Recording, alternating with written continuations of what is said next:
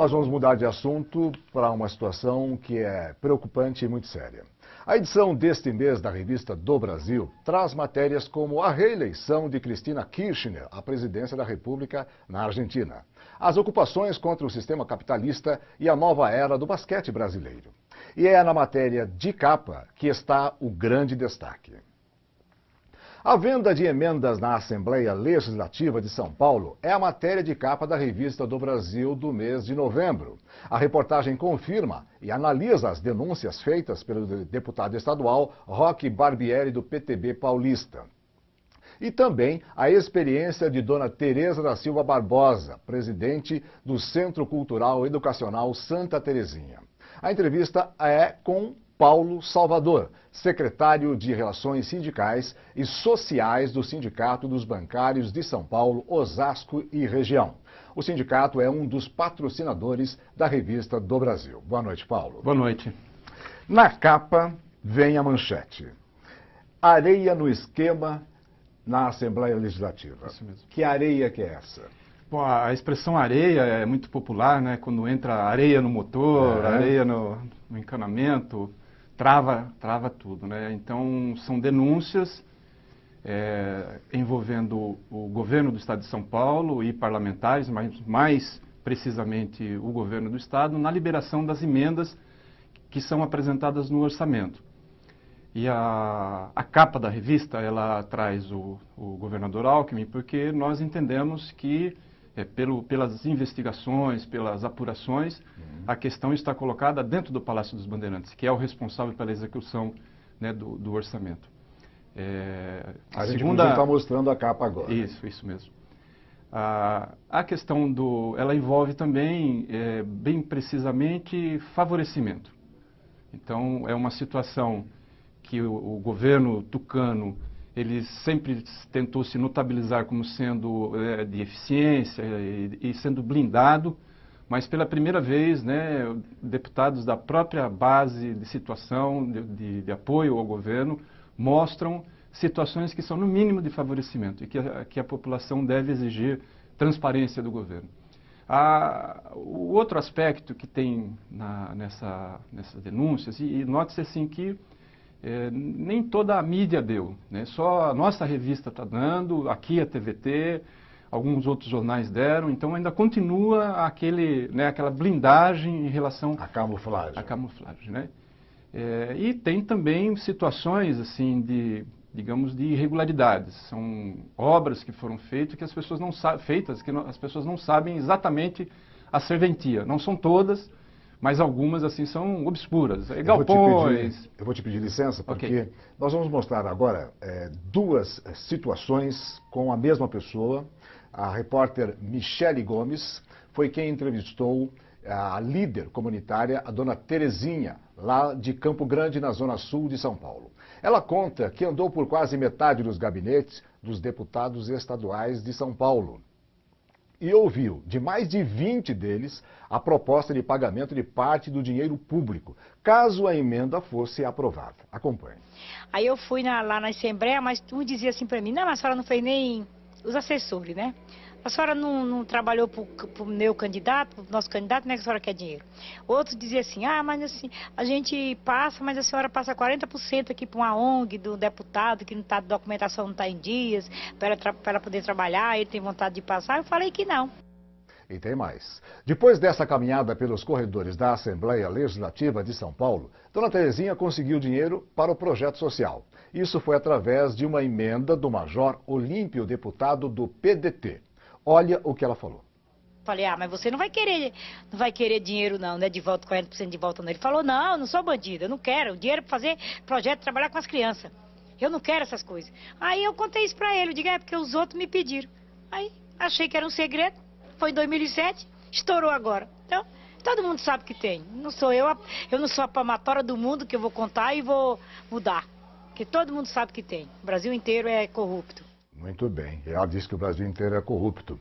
Paulo, Dona Terezinha falou de dinheiro de volta, né? Que é a moeda de troca. Isso mesmo. Eu queria que você falasse um pouquinho a respeito dessa situação da Dona Terezinha, que ficou muito clara ali, né? A Dona Terezinha, ela não está sozinha. Um depoimento não tão popular como o dela foi o do Roch Barbieri, do Major Olímpio, né, ambos deputados na Comissão de Ética, no Conselho de Ética. E nós temos na outra ponta um depoimento do deputado Bruno Covas, que foi um dos primeiros a apresentar, onde ele disse que lá chegou uma pessoa, depois de liberar 50 mil, um prefeito, e que estava retornando para ele a devolução cerca de 5 mil reais e o que ele deveria fazer.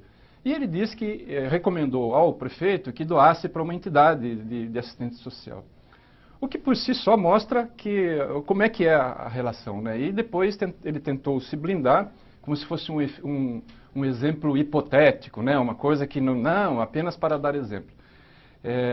Quando ela fala do todo mundo é corrupto, tal, bom, eles têm uma divergência, porque o Roch Barbieri fala em 25%, 30% dos parlamentares. Ela já foi além, ela falou em 40%. Então, nem ela fala da maioria, né? Ela fala de 40%, que no nosso entender, pelas informações que estão escondidas, ainda não reveladas, os números que foram apresentados, nós achamos que, contradizendo os números, nós temos dúvida ainda sobre o que foi apresentado. Certamente nós temos o envolvimento de quase uma boa parte da bancada governista, a bancada que dá sustentação, tá, ao governo. E a dona Terezinha falou mais coisas. Ela não citou nenhum nome de deputado, mas a gente vai ver o que ela disse a respeito dessa situação. A senhora pode falar quem são esses deputados? Eu não. Todo mundo sabe, né? Eu não. O povo até tem me pedido para mim não falar. Porque, tá louco, já vi gente morrer com tão pouco. Perigoso, tem uma turma muito perigosa no meio político, que mexe com tudo.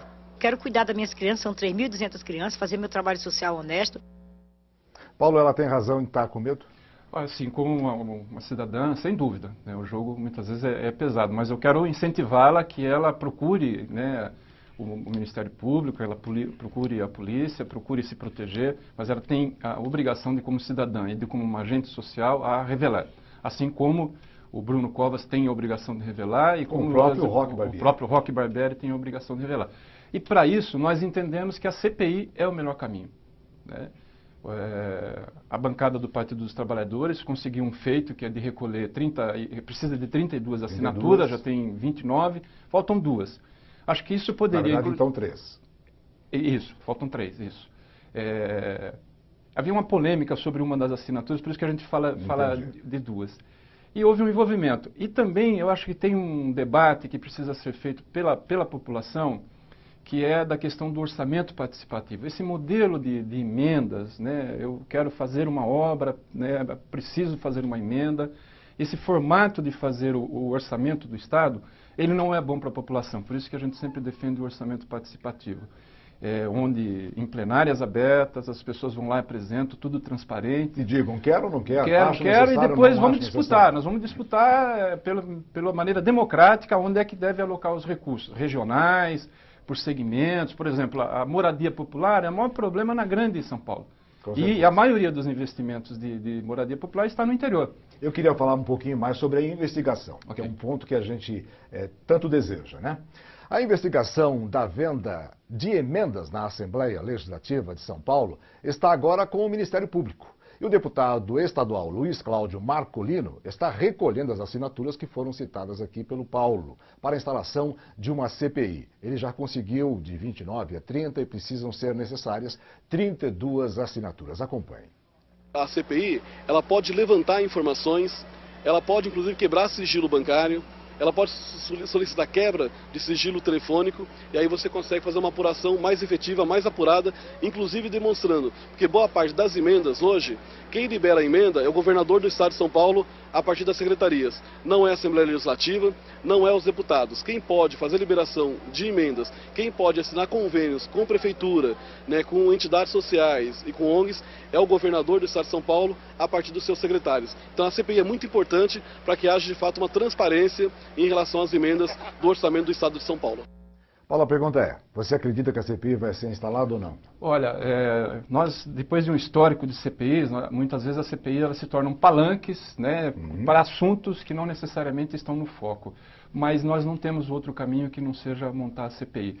Então, as pessoas terão que ter um certo profissionalismo, uma certa dedicação e buscar, e não fazer a CPI de assuntos que são absolutamente, como esse governo faz isso, pega a CPI que não tem nada a ver com a gestão, né, para dizer que faz. Então, nós temos alguns exemplos que dão indício de que somente a quebra das informações, né, a revelação das informações que o próprio governo tem, não precisa ser nem do sigilo das pessoas, nos mostraria como é que é todo o esquema, né, no governo paulista. Por exemplo, o Bruno Covas, no ano de 2010, ele recebeu 5 vezes mais liberações do que ele tinha. E para isso, o que aconteceu? Ele se elegeu, ele não precisou fazer política, ele ficou aqui quietinho, espalhou pelo estado todo, ou seja, instrumentalizou uma liberação e conseguiu votos fora da base dele, lá em Santos, de lugares onde ele nunca teve sequer um trabalho, mas teve lá um prefeito ou alguém que estava fazendo... Paulo, com certeza, a Revista do Brasil já é muito respeitada, vai repercutir muito esse assunto. Eu queria perguntar para você se ela já está nas bancas, se ela vai chegar Está saindo amanhã, ela chega até o final da semana, ela está nas bancas e já vamos disponibilizar também na web para que todo mundo possa ter o acesso no www.redebrasilatual.com.br.